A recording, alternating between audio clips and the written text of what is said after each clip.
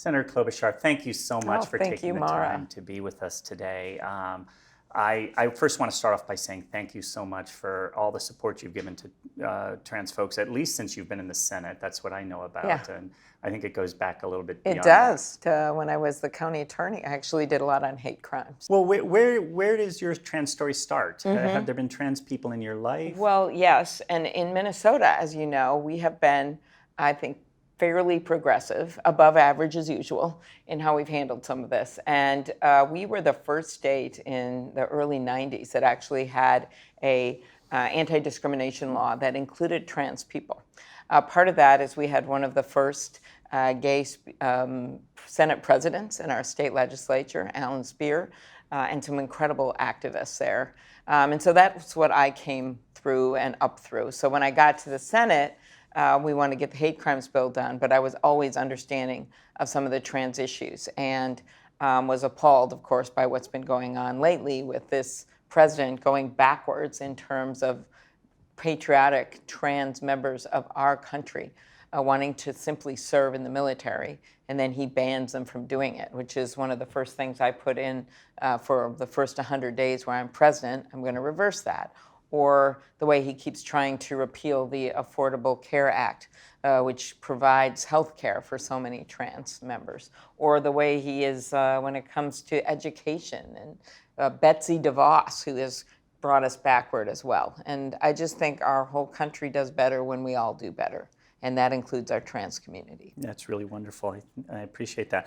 Well, you voted for ENDA when it came up in the Senate in 2013, and you're a co-sponsor now of the Equality Act, which has passed the House.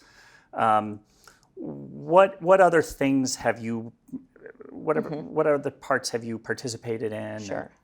Well, I have, first of all, when it comes to the Equality Act, I just think we are in a crazy situation right now where, you can literally go on a cross-country trip and have different rules which each state you go into. You can get married in one state and then be fired in another for being gay or for being trans. It's an unbelievable situation to me. And I'd say my first work in this area began at home with hate crimes, prosecutions and things that I did.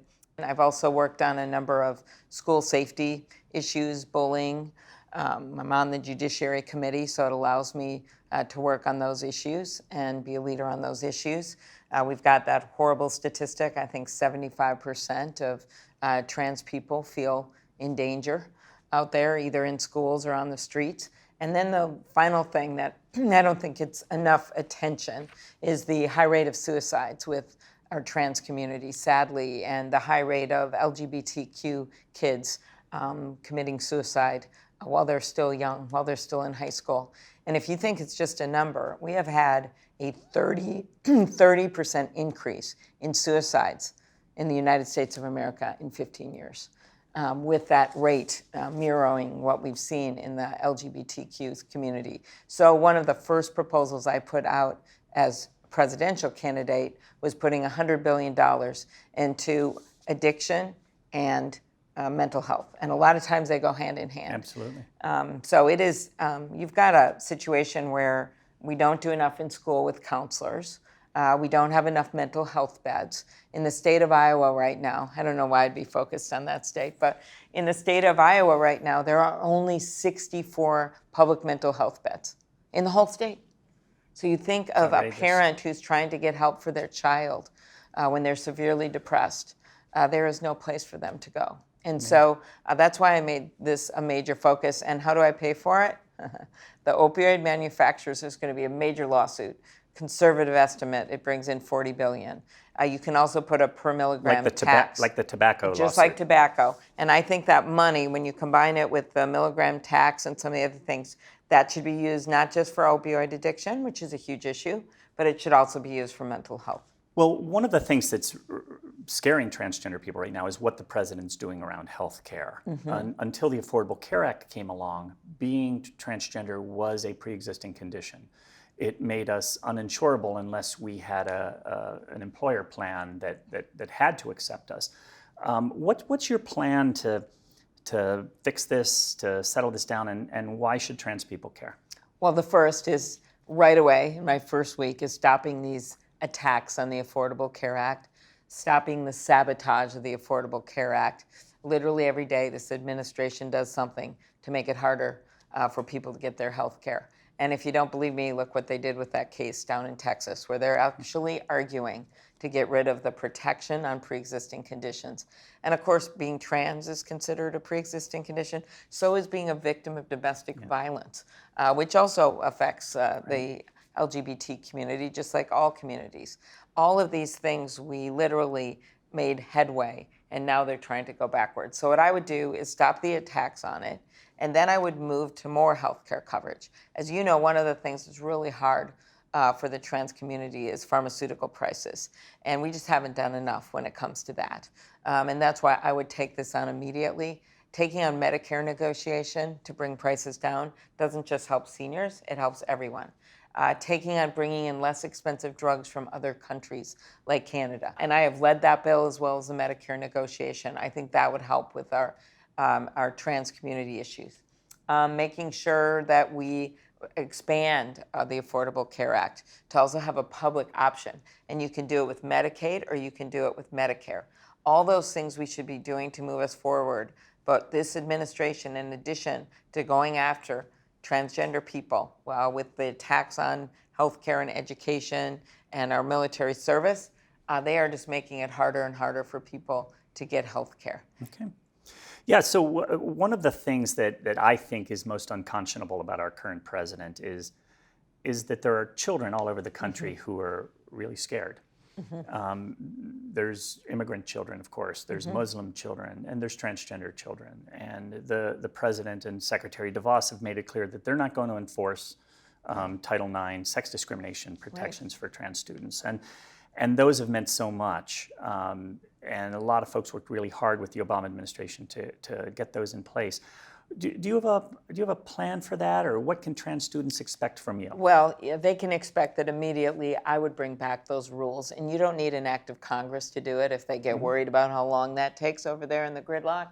You can do it yourself, and so I will do that immediately. I pledge to you that right now. Okay, thank you. The second thing that I would do is replace Betsy DeVos. The third thing that I would do is fully fund the enforcement of these rules and law, and that means the Justice Department, right? That means discriminatory laws. That means hate crimes. And right now, as they withdraw resources from the groups of people in our government that were charged with enforcing these laws, then you don't get good enforcement. You can have whatever laws you have on the books, the ones that still remain, including the hate crimes bill, but if you don't enforce them, it doesn't really matter. And so that's what, as a former prosecutor, I get, which is that you have to have the laws on the books, but you also have to have the people who are devoted, not just doing it to check the box, who are devoted to enforcing them. That's great. We as trans people know that one of the systems that impacts us the most is the criminal justice system. Whether we are victims or witnesses or perpetrators or alleged perpetrators, the system rarely treats transgender people well. And you've been a county attorney in Hennepin County, Minnesota, and you're on the Judiciary Committee currently.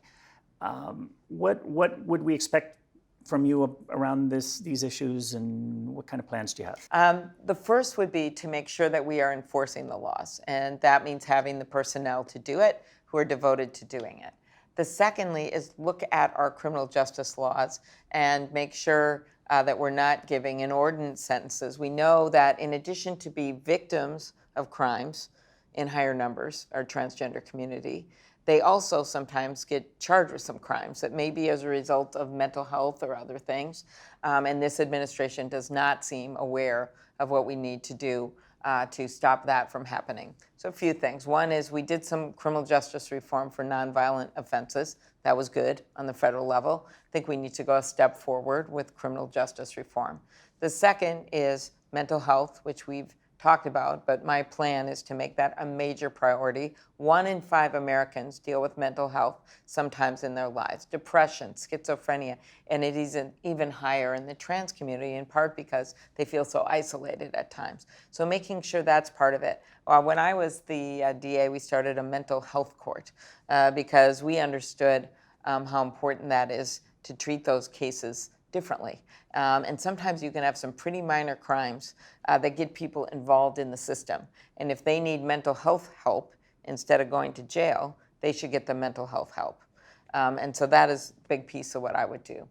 I also think that you need to train police and prosecutors so they understand the community and they understand the issues and the challenges for trans people. So I think that's all of it. I remember speaking to those Matthew Shepard's investigators years back when we were working on that hate crimes bill. And they had never really, they admitted that they'd been prejudiced, that they were prejudiced at the time against gay people at the time. And they talked about how it changed their life when they investigated that crime.